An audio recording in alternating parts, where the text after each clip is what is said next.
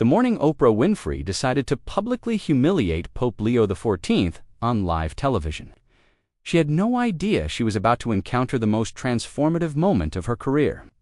What started as a calculated attack on faith would become something neither she nor the world was prepared for. The production offices of the Oprah Winfrey Show. Interns scurried between desks, clutching coffee cups and clipboards, their footsteps echoing across polished floors. Camera crews adjusted angles with practiced precision, while producers double-checked cue cards and lighting setups. Everything moved with the clockwork efficiency of a media empire at its peak. But today felt different. There was an electric tension in the air, a collective sense that something unprecedented was about to unfold. Oprah sat in her private office, surrounded by towers of research materials, theological texts, controversial church documents, and academic papers critical of organized religion covered every surface. She had spent weeks preparing for this interview, crafting questions designed not just to challenge, but to expose what she saw as the outdated irrelevance of institutional faith. Her assistant knocked softly. The Vatican liaison confirmed His Holiness will arrive at 2 o'clock. Oprah nodded without looking up from her notes. Pope Leo XIV had agreed to appear on her show, a decision that had shocked both the Catholic hierarchy and the media world. She intended to make sure he regretted it. Executive producer Marcy Klein entered, tablet in hand. "Final guest prep?" she asked, settling into the chair across from Oprah's desk. "More like final target practice," Oprah replied, her smile sharp. "Today we ask the questions that need asking, about suffering, about hypocrisy, about whether ancient beliefs have any place in the modern world." Marcy shifted uncomfortably. He's not exactly known for being defensive. Then he's about to learn. Oprah closed the theological critique she'd been studying. Millions of people have been hurt by religious institutions. Someone needs to speak. For them, what neither woman could see was the deeper current beneath. Oprah's professional determination, a spiritual hunger she'd buried years ago, under layers of success and secular philosophy, the same hunger that made her voice catch slightly when she said the word faith, as if something inside her still remembered what it felt like to believe. The phone rang, sharp and sudden, in the quiet office, 3,000 miles away. Within the ancient corridors of the Vatican, a very different kind of preparation was underway. Pope Leo XIV walked slowly through the apostolic palace, his white cassock rustling softly against marble floors that had witnessed centuries of papal decisions. Unlike the frantic energy buzzing through Harpo Studios, here there was only stillness. Cardinal Bellini, the Vatican Secretary of State, hurried to match the Pope's measured pace. His face bore the worried expression of a man who had spent sleepless nights contemplating potential disaster. "Your Holiness," Bellini said, his voice echoing in the vaulted hallway, "I must again express the concerns of the College of Cardinals. Ms. Winfrey is known for her aggressive questioning of religious figures. She has publicly criticized the Church on numerous occasions." Pope Leo XIV paused before a Renaissance fresco depicting the Last Supper, his weathered hands clasped behind his back. He studied the painted faces of the apostles, each one flawed, each one chosen despite their imperfections. "Tell me, Cardinal," he said quietly, "where in this scene do you see Jesus building walls to protect himself from difficult questions?" Bellini shifted uncomfortably. "But, Your Holiness, this is different.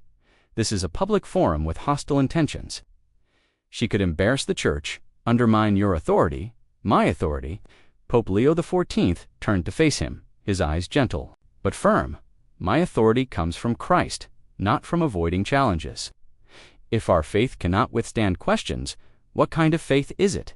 Cardinal Bellini opened his mouth to respond, but the Pope had already begun walking again, this time toward his private chapel. "I will not be taking any briefing materials," he said over his shoulder. "No talking points, no prepared responses." "Then how will you defend?" "I won't defend anything," Pope Leo XIV said, stopping at the chapel door. "I will simply love." The cardinal watched in stunned silence as the Pope entered the small sacred space and knelt before the crucifix. Through the partially open door, Bellini could hear the soft murmur of prayer, though the words were inaudible. Meanwhile, in a sleek black sedan speeding toward O'Hare Airport, Vatican Communications Director Father Martinez frantically worked. His phone, fielding calls from reporters and church officials worldwide. The car's other passenger, Monsignor Torres, shook his head in disbelief. "He's walking into a lion's den with nothing but prayer." Torres muttered from the chapel came only silence the kind of profound quiet that precedes either catastrophe or miracle. The studio lights blazed with an intensity that could make even seasoned performers sweat. But Pope Leo XIV walked onto the set as calmly as if he were entering a small parish church. The audience of 300 carefully selected guests fell silent, their whispered conversations dying as the spiritual leader of over 1 billion Catholics took his seat across from America's most influential talk show host. Oprah rose to greet him, her smile perfectly calibrated, warm enough for the cameras, controlled enough to maintain her professional edge. "Your Holiness, welcome to our show. Thank you for joining us today." "Thank you for having me, Oprah," the Pope replied, his Chicago accent still faintly detectable after decades in Rome. "I've always admired your commitment to seeking truth." The words landed with unexpected weight. Oprah's smile flickered for just a moment had he emphasized truth deliberately. She settled into her chair, her prepared questions suddenly feeling heavier in her mind. "Well, we certainly plan to explore some important truths today," she said, her tone pleasant but pointed.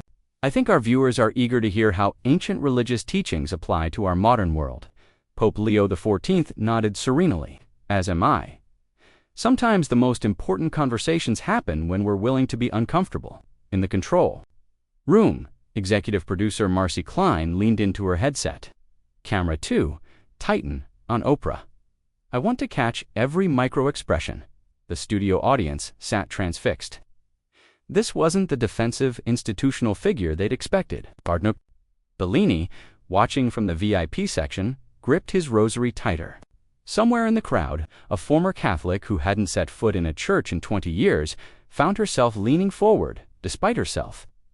"Your Holiness," Oprah began, consulting her notes with deliberate care. "Many people today struggle with faith in an age of science and reason. Some might even say that clinging to beliefs from 2,000 years ago is, well, naive." The words hung in the air like a gauntlet thrown down. The audience held its breath. This was the first real test. Pope Leo XIV was quiet for a moment, his hands folded peacefully in his lap. When he looked up, his eyes held something Oprah hadn't expected. Not defensiveness, but genuine curiosity. "That's a profound question," he said softly, "and I think it comes from a place of real pain. Tell me, Oprah, when did you stop believing that faith and reason could coexist?" The question hit like a precision strike. Oprah blinked, momentarily thrown off balance. Oprah recovered quickly, her media training kicking in like muscle memory. She had deflected tougher questions from heads of state. But something about the Pope's gentle tone, the way he'd turned her challenge into an invitation left her slightly unsettled. "I think many of us have struggled with reconciling what we were taught as children with what we've learned as adults," she said carefully, steering back to safer ground. "For instance, how do you respond to people who say the Church's teachings on social issues are outdated, that they cause more harm than healing?" Pope Leo XIV leaned forward slightly, his expression thoughtful rather than defensive. "You know, Oprah, I've met many people who feel wounded by the Church. A young man in Detroit who was told he wasn't welcome because of who he loved. A woman in Brazil who was shamed for asking questions about her faith. Their pain is real, and often it's justified." The audience stirred. This wasn't the rigid institutional response they'd expected. In the VIP section, Cardinal Bellini's face had gone pale. Oprah sensed an opening. "So you're saying the Church has failed people?" "I'm saying we've sometimes forgotten that our mission is to heal, not to judge," the Pope replied. "When we build walls instead of bridges, we're not serving Christ, we're serving our own fear." It wasn't the defensive reaction Oprah had hoped, for her prepared follow-up questions suddenly seemed less potent. She glanced at her notes, searching for the next probe. "Let's talk about suffering," she said, her voice taking on a harder edge. "I've interviewed mothers who've lost children, survivors of genocide, people living in poverty. Where is God in their pain? How do you explain a loving God who allows such agony?" For the first time, Pope Leo XIV's composure seemed to with anger, but with something deeper. His eyes grew distant, as if he were seeing faces from his own memory. "I don't explain it," he said quietly. I've held too many dying children to pretend I understand why they suffer. I've wept with mothers whose babies were murdered by drug dealers. I've buried young priests killed for defending the poor. The studio fell silent. Even the camera operators found themselves leaning in. But I've also learned this, the Pope continued, his voice gaining strength. God doesn't watch our suffering from a distance. He enters it. He weeps with us. And, sometimes, Oprah, the most sacred thing we can do is stop trying to explain pain and simply sit with those who hurt. Oprah felt something shift inside her chest, a crack in armor she'd built years ago. The crack in Oprah's armor sealed itself as quickly as it had appeared. She had come too far, prepared too extensively, to be derailed by unexpected compassion. This was the moment she had orchestrated time to ask the questions that would expose what she saw as the fundamental absurdity of organized religion. "Your Holiness," she said, her voice taking on the prosecutorial edge that had made her famous, "let's be honest about what you're really selling here." The studio tensed. Even the production crew sensed the shift. "You're asking billions of people to believe in invisible miracles, ancient stories that contradict science, and moral rules written by men who thought the earth was flat." The global audience, over 100 million viewers across 6 continents, leaned closer to their screens. In living rooms from Lagos to London, people stopped their conversations. This was what they'd tuned in to see. You want them to believe that? Bread becomes flesh, that virgins give birth, that dead people rise from graves. Oprah's voice grew louder, more incredulous. In 2024, with everything we know about psychology, biology, and human nature, isn't it time to admit that religion is just ... elaborate wishful thinking? A collective gasp rippled through the studio audience. Cardinal Bellini closed his eyes, his worst fears materializing. The weeks of buried frustration, of spiritual disappointment, of watching religion used as a weapon against the vulnerable, poured out of her. How many wars had been fought in God's name? How many children abused by priests? How many women silenced? Minorities oppressed? Families torn apart all because people like you tell them it's God's will? Her voice cracked with genuine anger. Now, at what point do we stop pretending that faith is noble and admit it's just fear dressed up in pretty robes? The studio fell into a silence so complete that the hum of the air conditioning became audible. Cameramen held their breath. Audience members sat frozen, some in shock, others nodding in agreement. Pope Leo XIV sat perfectly still throughout the assault, his hands folded, his expression unchanged. He didn't flinch at the accusations, didn't bristle at the mockery. When Oprah finally fell silent, breathing hard from her verbal onslaught, he simply looked at her with eyes full of something she couldn't immediately identify. "Are you finished?" Instead, he did something that caught everyone off guard. He smiled, not the condescending smile of someone who felt superior, not the defensive grimace of someone under attack, but the gentle, understanding smile of someone who had heard this pain before. "Oprah," he said softly, his voice carrying easily through the silent studio. "Everything you've just said ... I've thought it too." The admission hit the room like a physical force. Oprah blinked, her prepared follow-up questions dissolving on her tongue. This wasn't in any script she had imagined. "There have been nights," the Pope continued, his eyes never leaving hers, "when I've knelt in chapel and wondered if we've gotten it all wrong." Cardinal Bellini looked like he might faint. In living rooms around the world, viewers found themselves leaning forward, transfixed. I've held children dying of starvation while their parents prayed desperately for miracles that didn't come. I've comforted women beaten by husbands who quoted scripture to justify their violence. I've buried young men killed for loving each other, cast out by congregations that forgot what love actually means. The Pope's voice grew quieter, but somehow more powerful. "And yes, I've wondered if faith is just fear, dressed in pretty robes, as you put it." Oprah's mouth opened slightly, but no words came. "But here's what I've learned," Pope Leo XIV continued, leaning forward with an intensity that commanded absolute attention. "The God I've encountered in those dark moments isn't the God of institution or doctrine. He's the God who weeps with the mother holding her dead child. He's the God who stands with the refugee at the border, who sits with the addict in withdrawal, who embraces the teenager contemplating suicide." The studio air seemed to thicken with something indefinable, not religious fervor, but recognition. You're angry at religion, Oprah. So was Jesus. You're heartbroken by hypocrisy. So was he. You want justice for the wounded. So does he. Pope Leo XIV paused, his gaze gentle but unwavering. I think your questions come not from lack of faith, but from a deep hunger for the real thing. And that hunger, that's sacred. The silence that followed wasn't empty, it was full, pregnant with possibility. Oprah felt something stirring in her chest that she hadn't experienced in years.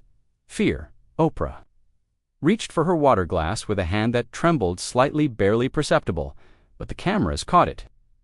She took a sip, buying time, trying to regain the upper hand that had somehow slipped away. Her carefully constructed battle plan lay in ruins around her. Your Holiness, she said, her voice noticeably softer than before. That's not what I expected you to say. What did you expect? Pope Leo XIV asked gently. Defensiveness, theology, quotes from church doctrine. She paused, looking down at her notes pages of questions that now seemed somehow smaller, less important. I expected you to tell me I was wrong. About what? About the pain. About the hypocrisy. About the damage done in God's name. The Pope shook his head. You're not wrong about any of that, Oprah. You're just incomplete. In the audience, a woman in her 60s wiped her eyes with a tissue. She had walked away from the Catholic Church. 20 years ago, after being told her questions about women's roles made her a difficult parishioner. Now she found herself remembering why she had loved her faith before the institution broke her heart. A young man near the back, raised Baptist, but turned atheist in college, felt something shifting in his chest, stirring he thought he'd successfully buried under years of intellectual skepticism. Incomplete how? Oprah asked. And for the first time in the interview, the question felt genuine rather than confrontational. You've seen religion used as a weapon, Pope Leo XIV replied. But have you seen it used as medicine? You've encountered faith as a cage, but have you experienced it as wings? Oprah's composure cracked further. I used to pray, she admitted, the words seeming to surprise even herself. As a child, I believed. I really believed. I thought God heard me, cared about me. What changed? The question was so simple, so direct, that it bypassed all of Oprah's media training and went straight to the wound she'd spent decades learning to ignore. Life, she said, her voice barely above a whisper. Pain, disappointment, silence when I needed answers most. Pope Leo XIV nodded slowly. Ah, so God didn't meet your expectations? No, Oprah said, then caught herself. I mean, yes. I mean, ... She stopped, frustrated by her own confusion. It's okay, the Pope said quietly. Disappointment with God is still a relationship with God. Anger at him means you still believe he exists. Oprah blinked rapidly, fighting back tears that had no business appearing on live television. The tears came despite every wall Oprah had built to contain them. For the first time in her decades-long career, she cried on live television, not for someone else's story, but for her own. I was 9 years old, she whispered, her voice breaking. I prayed every night for God to make the abuse stop. I begged him, I promised to be good, to never ask for anything else again if he would just ... just make it stop. The studio fell into a profound silence. Camera operators lowered their eyes, feeling like intruders on sacred ground. In the control room, Marcy Klein held her breath, torn between protecting her friend and knowing this moment was transforming everything. But it didn't stop, Oprah continued, tears flowing freely now. It got worse, and I kept praying, believing that if I just had enough faith, if I was just good enough. Her voice cracked completely. Where was God then? Where was he when a little girl needed him most? Pope Leo XIV didn't rush to answer. He sat in the weight of her pain, letting it exist without trying to fix it or explain it away. When he finally spoke, his voice was thick with emotion. He was weeping with you, he said softly. He was holding you even when you couldn't feel his arms. He was raging against the evil being done to his precious daughter. Then why didn't he stop it? The question exploded from her like a wound finally bursting open. I don't know, Pope Leo XIV admitted, his honesty shocking in its simplicity. I've asked that question 1,000 times about 1,000 different tragedies, but I know this your suffering didn't disqualify you from God's love. It qualified you to understand the deepest mysteries of his heart. Oprah shook her head, mascara streaking her cheeks. I can't believe in a God who allows children to be hurt. Then believe in the God who transforms hurt children into healers, the Pope replied gently. Believe in the God who took a wounded little girl and made her a voice for millions of other wounded souls. Your pain didn't destroy you, Oprah, shaped you into someone who sees suffering and refuses to look away. She stared at him through her tears, something breaking open inside her chest, not breaking apart, but breaking free. But what if I can't trust him again? She whispered. What if I'm too damaged, too angry, too ... broken? Pope Leo XIV smiled with infinite tenderness. Then you're exactly where most of us start. Something shifted in the studio atmosphere, as if the very air had become charged with an invisible presence. Pope Leo XIV looked at Oprah, this powerful woman, reduced to tears. This wounded child finally brave enough to show her, Skarsgård felt moved by something deeper than strategy or institutional protocol. Slowly, deliberately, he rose from his chair. Cardinal Bellini tensed in the VIP section, his hand instinctively reaching toward his phone. Vatican security stepped forward slightly, confused by the unscripted movement. In the control room, cameras scrambled to follow the Pope's unexpected action. But Pope Leo XIV wasn't moving toward the exit or the cameras. He was walking toward Oprah. When he reached her chair, he did something that no one, not his advisors, not the production team, not the global audience, had anticipated. The spiritual leader of over 1 billion Catholics, the vicar of Christ on earth, knelt down beside a broken woman who had just publicly attacked everything he represented. The studio gasped audibly. Camera operators found themselves holding their breath. Around the world, viewers leaned closer to their screens, witnessing something unprecedented. Your Holiness, Oprah whispered, startled. You don't have to, yes. I do, he said gently, his eyes level with hers now. In this moment, before God and the world, I want to say something very clearly.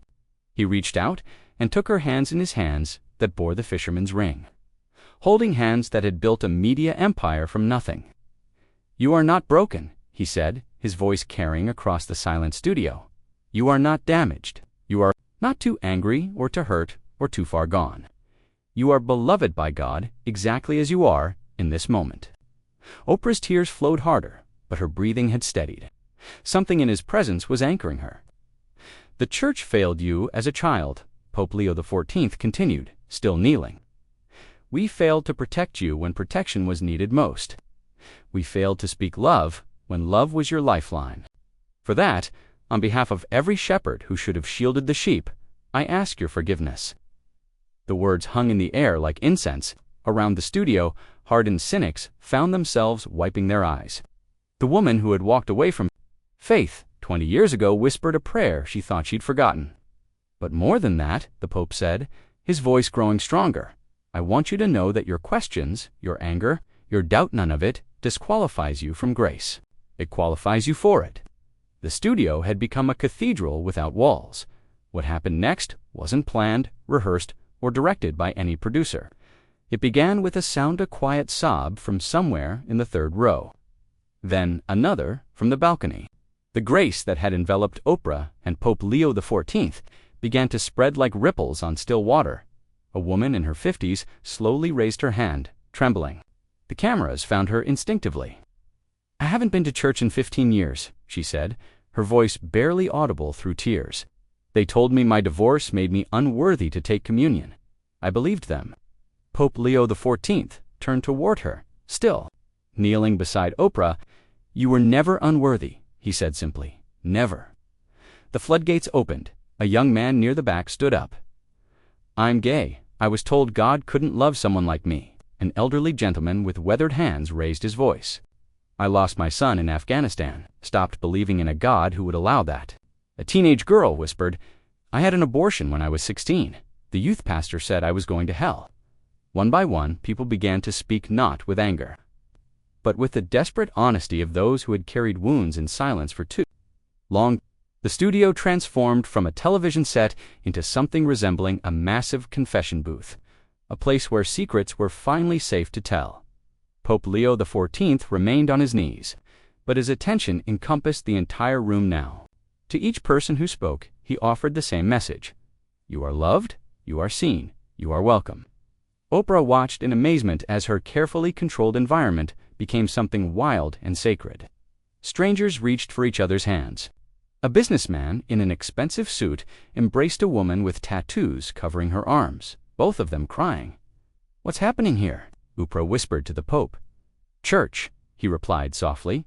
This is what church was always meant to be, not a building or an institution, but broken people reminding each other that they're not broken alone. Cardinal Bellini sat in stunned silence, watching his worst fears become his greatest hope. This wasn't damage control, this was resurrection. In the control room, Marcy Klein had stopped worrying about ratings or time slots. She was watching something that transcended television, something that would be remembered long after the cameras stopped rolling. An old woman in the front row stood slowly, aided by her walker. I've been angry at God for 60 years, she said. Today, today, I think I'm ready to forgive him. The Pope smiled through his own tears. I think he's been waiting for this moment too. While grace transformed a Chicago studio into sacred ground, the shockwaves were already racing across the globe at the speed of light. In a nursing home in Dublin, Sister Margaret, who had wrestled with doubt for 30 years, clutched her rosary as she watched Pope Leo XIV kneel beside broken souls. Thank you, she whispered to her small television screen, finally understanding why she had never left her calling. In São Paulo, a father named Carlos picked up his phone with shaking hands.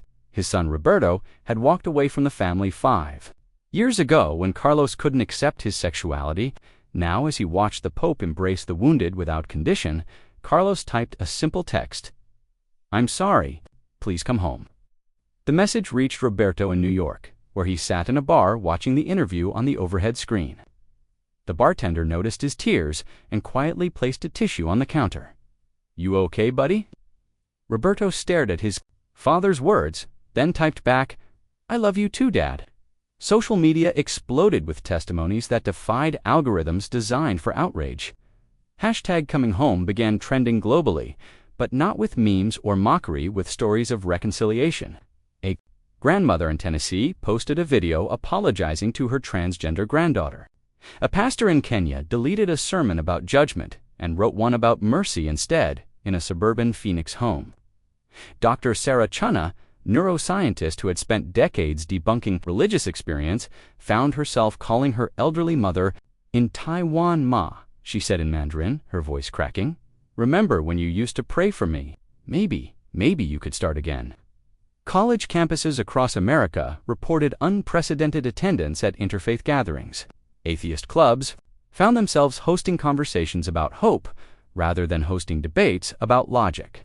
Seminary applications spiked in 17 countries within hours. Not everyone was moved. Cable news hosts scrambled to analyze the psychological manipulation of the broadcast. Social commentators warned against emotional theology. Critics dismissed it as performative spirituality. But in a maximum security prison in Texas, inmates gathered around a small television in the common room, wept quietly as they watched Pope Leo XIV kneel. The guard on duty, a man who had given up on both God and humanity years ago, found himself wondering if redemption was still possible for people like him. The interview hadn't ended yet, but the world was already changing. Phone lines at churches, worldwide, jammed with calls from people asking a simple question. Is there still room for someone like me? The answer, echoing from Chicago to every corner of the earth, was always the same: yes. The studio lights had dimmed, the cameras had stopped rolling, but no one seemed ready to leave. Audience members lingered in small circles, sharing stories, and phone numbers, exchanging embraces with strangers who no longer felt strange. The sacred space that had emerged during the broadcast refused to dissolve, simply because the show had ended. Oprah sat quietly in her chair, emotionally drained, yet somehow more alive than she had felt in years. Her makeup artist approached hesitantly, with tissues and concealer, but Oprah waved her away gently. She wasn't ready to hide the evidence of what had happened here. Pope Leo XIV had returned to his seat, but the distance between them had permanently collapsed. They were no longer interviewer and subject. They were two souls who had witnessed something holy together. What happens now? Oprah asked softly, her voice hoarse from tears and revelation. Pope Leo XIV smiled with the wariness of someone who had given everything he had to give. "Now we begin," he said simply. "You've remembered something today that you thought you'd lost forever. The question isn't whether God still loves you, it's whether you're ready to love yourself the way He does." Executive producer Marcy Klein stood in the control room, staring at monitors that showed the studio's lingering crowd. In 30 years of television, she had never seen anything like this. Her phone buzzed constantly with calls from network executives, international media, and Vatican officials, but she ignored them all. Some moments were too sacred to be reduced to strategy calls. His earlier panic replaced by something approaching awe. "Your Holiness," he said quietly, "the Vatican phone lines are overwhelmed. Every Catholic diocese in North America is reporting record inquiries about returning to the faith." The Pope nodded thoughtfully. "And what are they being told?" That's what I need to discuss with you. Many are asking questions we're not prepared to answer. About divorce, about sexuality, about faith after trauma. Your approach today was," he searched for words, "unprecedented." Pope Leo XIV looked around the studio, where a businessman was still deep in conversation with a young woman who had spoken about her abortion. "Perhaps it's time we learned to say, 'I don't know' more often, and you are loved more consistently." 3 months later, Oprah would announce a new direction for her platform, abandoning the conversations that had made her famous, but approaching them with a depth that acknowledged the sacred in every human story. Her first guest would be the woman from the audience who had carried divorce shame for 15 years, now helping other women heal from religious trauma. The show, now called Sacred Conversations, would feature a different kind of opening. Instead of celebrity interviews designed to entertain, Oprah would sit with ordinary people carrying extraordinary pain, creating space for healing that television had never offered before. The ratings would be modest compared to her previous ventures, but the impact would be immeasurable. Dr. Patricia Williams, a theology professor at Northwestern, would later describe that day as the moment American Christianity remembered its own heart. Seminary enrollments increased by 40% within 6 months. More significantly, the demographic shifted older students. People seeking second careers, individuals who had been wounded by the church and were now ready to help heal it. Cardinal Bellini, who had feared this interview would destroy the church's credibility, found himself fielding more requests for PayPal audiences than they had received in a decade. The church hadn't been weakened by vulnerability, had been strengthened by truth. Within a year, he would establish the Office of Reconciliation, designed specifically to address the pastoral needs of those who had been hurt by institutional religion. In homes around the world, the ripples continued to spread with quiet persistence. Carlos and Roberto shared their first Christmas together in 6 years. Their relationship rebuilt on a foundation of unconditional love rather than conditional acceptance.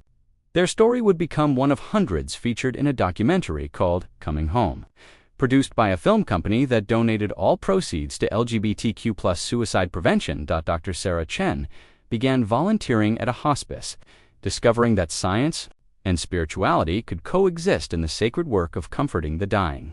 Her research would eventually focus on the neurological effects of spiritual practices on terminal patients, bridging worlds that had seemed irreconcilably separate. The prison guard in Texas started a Bible study that became the most requested program in the facility. Warden Jackson, initially skeptical, noted a 30% decrease in violent incidents within 6 months. The program would eventually expand to 12 other correctional facilities across the Southwest. Pope Leo XIV returned to Rome carrying thousands of handwritten letters from viewer stories of reconciliation, renewed faith, and questions asked without fear for the first time in years. He kept them all in a wooden box beside his chapel, reading one each morning before prayer. His responses, written in his own hand, would become the basis for a book simply titled Letters to the Searching. The Vatican would announce an unprecedented initiative called the Listening Church, in which priests and bishops would spend 1 month each year in communities they had never served. Not to preach, but to hear the stories of those who felt abandoned by faith.